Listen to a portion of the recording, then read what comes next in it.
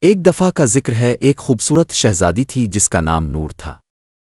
وہ ایک بڑے محل میں رہتی تھی، مگر ہمیشہ آداس رہتی کیونکہ اسے لگتا تھا کہ محل سے باہر کی دنیا بہت خوبصورت ہے۔ ایک دن وہ باغ میں چہل قدمی کر رہی تھی کہ اچانک ایک خوبصورت سنہری پرندہ درخت پر آ بیٹھا۔ پرندہ بولا، شہزادی نور، کیا تم میرے ساتھ ایک جادوئی سفر پر چلنا چاہو گی؟ شہزادی حیران ہو گئی مگر خوشی سے بولی، ہاں، میں جانا چاہتی ہوں۔ جادوئی پرندے نے اپنے پروں کو ہلایا اور شہزادی الفاطی پہاڑوں، دریاؤں اور جنگلوں سے گزری۔ وہ ہر جگہ کی خوبصورتی دیکھ کر بہت خوش ہوئی۔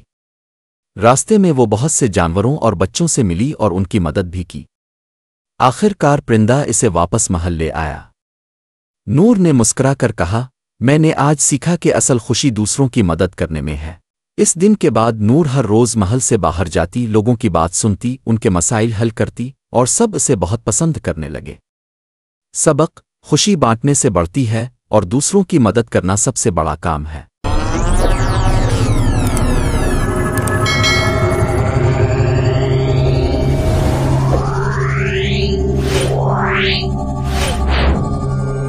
Yeah.